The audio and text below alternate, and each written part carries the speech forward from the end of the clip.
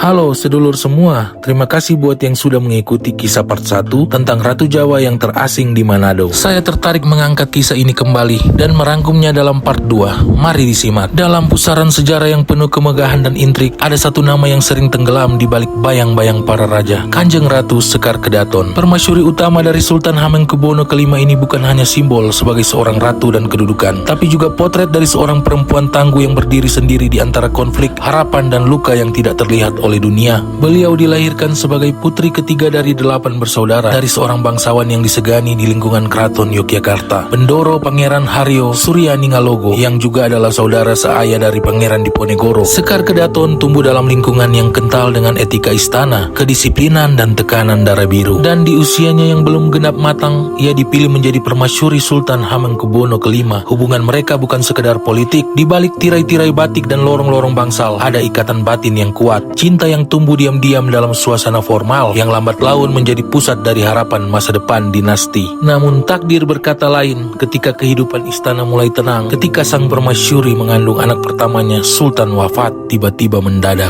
dan Sekar Kedaton dibiarkan sendiri menanggung 2 beban berat sekaligus, kehilangan seorang suami dan mengandung satu-satunya harapan penerus takhta. Di balik pintu tertutup keraton, perdebatan berlangsung siapa yang layak naik takhta. Sang anak masih dalam kandungan, sementara para pewaris lain hanya memiliki garis dari selir. Lalu muncullah nama Raden Mas Mustojo, adik kandung Sultan Hamengkubuwono kelima, yang akhirnya diangkat sebagai Sultan Hamengkubuwono keenam, dengan syarat yang kelak akan mengubah takdir seluruh keluarga ini. 13 hari itulah waktu yang terlewat sejak Sultan Hamengkubuwono kelima dimakamkan dengan segala upacara kebesaran, dan di hari ke-13 itu pula, di tengah duka yang belum mengering, Kanjeng Ratu Sekar Kedaton melahirkan seorang bayi laki-laki. Tangis bayi itu bukan sekedar pertanda kehidupan, tapi juga menjadi titik balik dalam sejarah Keraton Yogyakarta. Bayi itu diberi nama Gusti Timur Muhammad, putra satu-satunya dari permasyuri utama. Darah Hamengkubuwono kelima mengalir dalam dirinya, dan ia lahir dari rahim perempuan yang secara sah mendampingi Sultan hingga akhir hayat. Semua orang tahu, secara adat dan garis keturunan, dialah yang paling layak melanjutkan takhta putra mahkota. Namun dunia istana tidak selalu berjalan di atas garis keadilan. Gusti Timur Muhammad masih bayi, belum bisa memimpin,